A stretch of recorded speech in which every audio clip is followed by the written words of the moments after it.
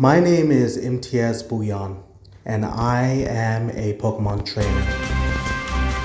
On July 5th, 2026, a day before its official release, I discovered and downloaded the Pokemon Go APK after I wasn't able to sleep and was on my phone just browsing. I immediately put my shoes on and ran outside as soon as I found out the app was open. After the introduction from Professor Willow, the three starter Pokemon, Bulbasaur, Charmander, and Squirtle, were now showing on my screen.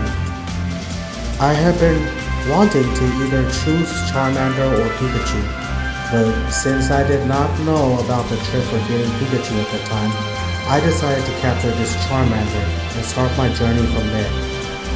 Right away, I was catching Pokemon everywhere around my neighborhood. Starting with a Pidgey, I kept walking around a 20-minute radius around my neighborhood to catch as many of them as possible the first night. So you can only imagine how many Pokemon I caught over the next few months. The summer of 2016 was a time unlike any other, which neither I or anyone else has ever witnessed before. I started to follow YouTubers like Mystic7 and Trainer Tips for in-depth advice. The game exploded during that summer after its release.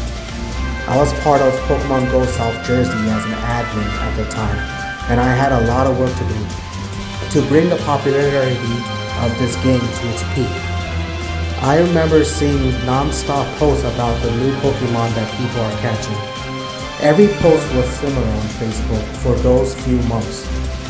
Posts were mostly carbon copies, deriving from the new additions to people's Pokédex entries and how people were happy that they caught, whatever they caught, whatever new addition.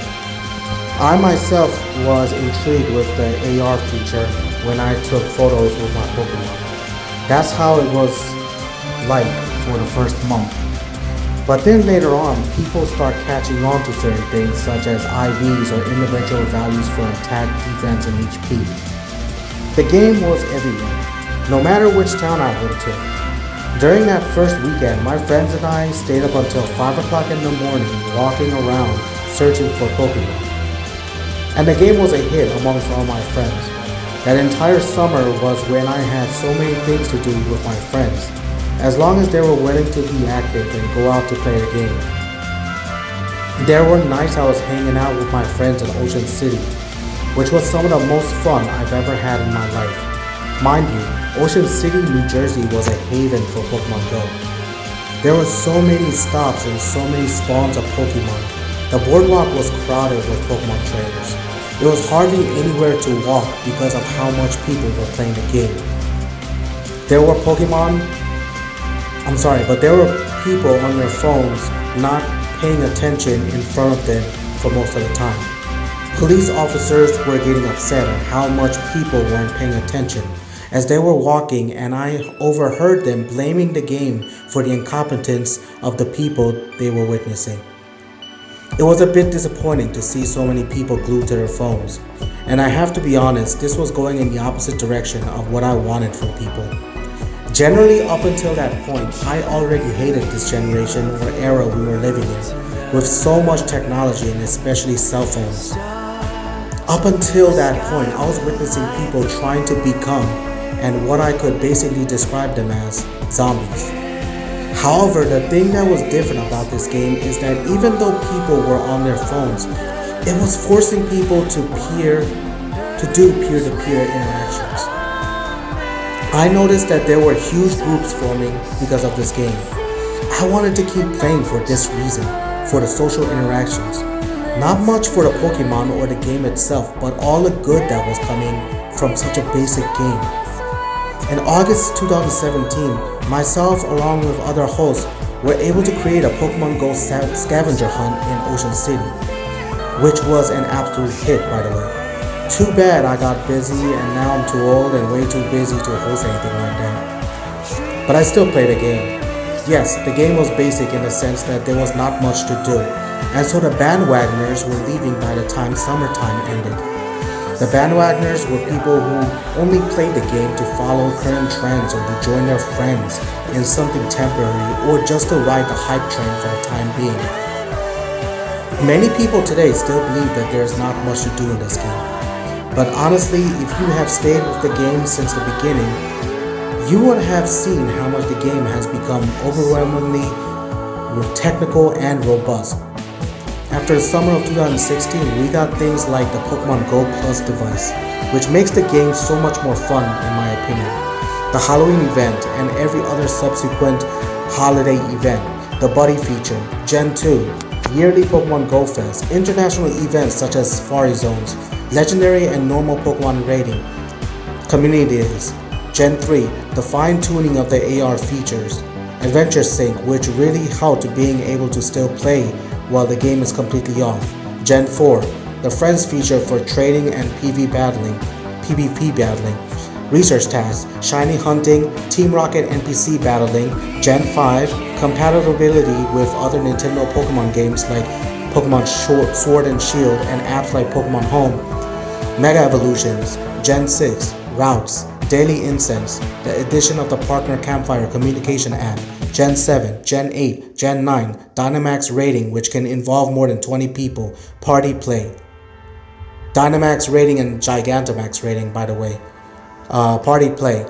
level increase to level 80, weekly tasks with your friends, a daily 1 kilometer egg to hatch, the Go Pass which initiates more rewards for players to play more weekly or monthly. And I think that's everything, but there might even be more. A negative person I once knew told me 2 things. 1. I wanted a Pokemon game, but they created an exercise app instead. I don't want to play an exercise app. And 2. The game is boring. Firstly, almost every concept we wanted in a Pokemon game is there. Okay? We wanted to go out into the real world and catch them all. We wanted to be able to train and trade them. We wanted to be able to battle with them. We wanted to play with others who would also call themselves Pokemon trainers. We are, for all intents and purposes, catching, training, and growing our Pokemon. Almost like how the original Red and Blue, along with other respective titles which came after, introduced Pokemon to us. How each Pokemon from a new generation introduced Pokemon to kids of that generation. When you say that this is an exercise app, yes, it is a game Niantic created for people to get out of the house, away from their screens at home, and go out into the real world to play and stay active, and possibly to get fit or lose weight. That is what a Pokemon journey essentially is, walking and traveling. You will never see a Pokemon trainer in the anime or your character in the console games become a Pokemon master by staying at home. They will never do it, and neither should we. We have to be active, and we have to go out and level up by walking and pushing ourselves physically. And study has shown people have become more active and some have lost weight because of this platform. Second, you say that the game is boring. One person has stated again and again that the core themes which made the games interesting and fun were how Nintendo intended those particular games to be. Yeah, in Pokemon Go, you can't battle the Pokemon before you catch it. Yes, you cannot battle NPCs like gym leaders or the Elite Four. Yes, it is more about the quantity of the Pokemon you catch to get the candy to make them grow, not the quality. But think about how this game is a completely separate game from those console games. Nintendo, along with every other gaming company, will have the opportunity to put out games based on their own franchises. Think of the Mario games. There is a Mario fighting game, Super Smash Bros. Classic Mario adventure games, Mario Tennis, Mario Party, Mario Kart, etc. Nintendo is known to do this with their popular franchises. They all have to be different because Nintendo cannot compete with their own games. Only other franchises have the chance to compete with Nintendo, but Nintendo has to make their own properties different. And with each different content and concept comes more opportunity for us to enjoy. Not just for Nintendo to cash in on our enjoyment, we have the different ways of enjoying Mario, of enjoying Donkey Kong, Kirby, Sonic, different ways of enjoying Marvel, Star Wars, Disney, Nickelodeon, Warner Brothers characters of all these franchises have their own different platforms. So if you think Pokemon Go is boring, how about letting the people who are actually happy playing it enjoy it and you stay with your own console gaming? It's a 30-year-old franchise. Deal with the changes. Appreciate the past, but welcome the future. And I have said it countless times, and I will say it again. Pokemon Go is not dead. Anyone who calls it a dead game, it is only dead to them and them only. This year in Chicago, city officials and organizers noted more than 717,000 unique active players for Pokemon Go Fest that took place on June 5th to 7th. This year and last year were my first on-site Pokemon Go Fest experiences. Last year, which had a very rainy and wet day when we went, still had thousands and thousands of players in Jersey City. This year, I experienced thousands of people walking around Chicago, visiting the different sites at Grand Park, finishing research, battling, trading, looking for shinies, meeting other trainers in person, and finally putting their phone up into the air in unity to commemorate 9 years of Pokemon Go Fest and 10 years of the release of this game to catch what we all have been waiting for, Mega Mewtwo X and Mega Mewtwo Y. From February 2022 to November 2024, I have stopped playing Pokemon Go. My phone at the time was still working for me to do other things, like, talking on the phone or texting or going on the internet. But the game itself did not work. The game was too updated for my phone, and my phone was outdated. I did not want to buy a new phone just to play a game. Yes, it is a quite special game, and it was quite special to me at the time, but it's just a game nonetheless. I missed playing the game so much. There were days when I was wasting my time doom scrolling or just laying in the house with no motivation to walk or go outside. Once I received my new Galaxy phone on November 2024, I instantly reinstalled Pokemon Go. I felt like an old friend had greeted me again after making much life changes.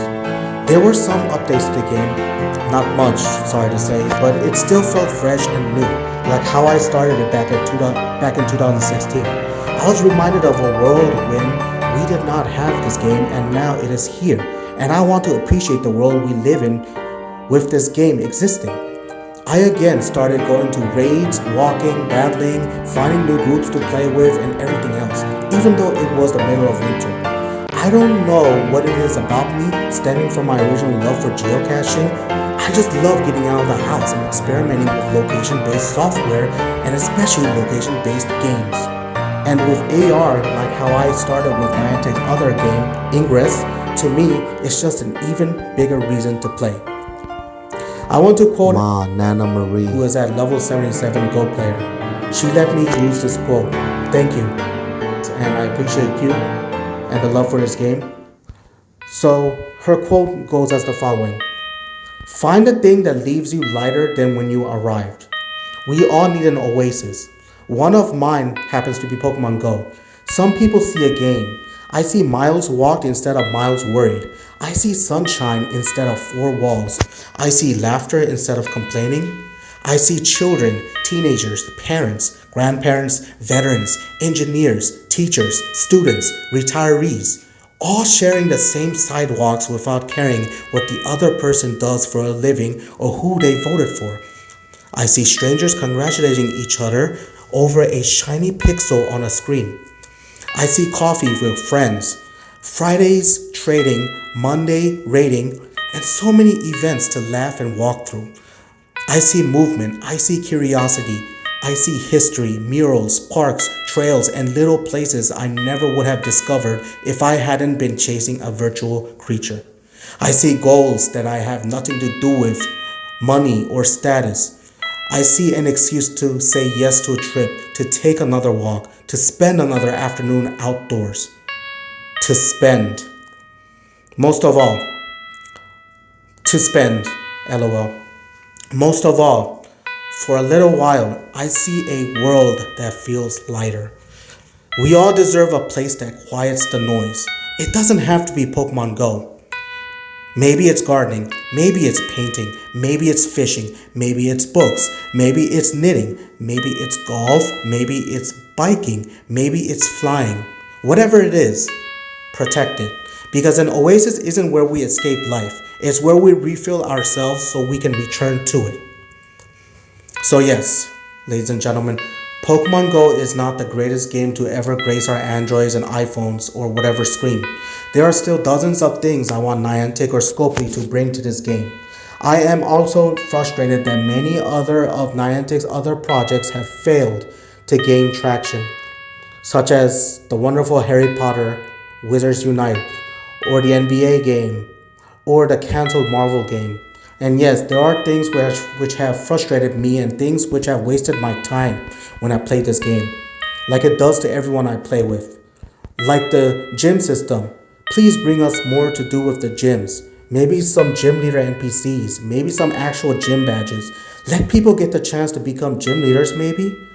Bring more quality of life changes, like an easier scroll through the friends list, a bulk sending and opening of gifts, lower the price of remote raid passes, lower the 90 days it takes to become a best friend, lower the buddy hearts needed to become best buddy. Bring us Pokemon centers, breeding, bring back EX raids maybe, fix the PvP, make it less tap, change the minigame associated. A man can only hope. But anyway, Pokemon Go is the most influential game I have ever played in my life. I have used up a lot of gas and time and have driven many times to meetups to a few faraway places, all for Pokemon which I wanted. I have sacrificed much time, effort, resources, and energy to become the very best, even though it started out as a free-to-play game. There have been times, especially when raids first started, when I had to wait on people who were late, or get ignored by people when it was time to meet up, or something happened in game like the game crashing, which made me extra annoyed. But why do I do it, you ask? Because not only is it fun, it gives me a sense of purpose. I was able to build friendships and a reputation because of this game. The people I play with in EHT, Galloway, Atlantic City, and everywhere else in New Jersey and throughout the world are people I would have never met without Niantic and Pokemon Go. Smartphones, social media, and other forms of technology have divided us and made us enclosed. Pokemon Go is an effort to sort of combat that, to make people see each other again. I recently went to go see Toy Story 5, where the movie's message was that screens were taking away the original physical fun kids were having with their toys and with their friends. The philosophy of Niantic to get up and go are parallels I keep seeing everywhere I go. I hope for a world where, even though Pokemon may never come to life, where we can at least come to unity, steer our eyes from our screens and look where it really matters. And also, this year, the game has had the most events to increase player engagement, and also the game has been the smoothest it has ever been. And when it comes to its performance, as a comparison of 10 years ago, this game has obviously come a long way and has seen many different changes. Now that being said, I am not sure for how much longer I'll be playing. It is possible I will quit being a Go player this year, as I grow older after I have gotten married and taken on more responsibilities and interests. Because I have recently finished many of my medals and caught Pokemon I never thought I would have ever been able to add to my Pokédex. And no, I'm not even close to level 80, only at level 71 currently. I just turned 71.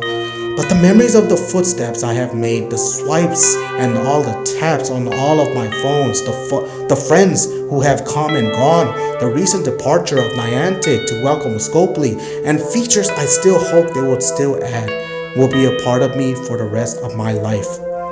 This is Imtiaz, aka Impossible M, favorite Pokemon Lugia, representing Team Mystic, and I have been a Pokemon Go player on and off for 7.5 years. Thank you, Niantic, and thank you to my Pokemon Go community for all of the memories. Mind your surroundings, trainers. God bless.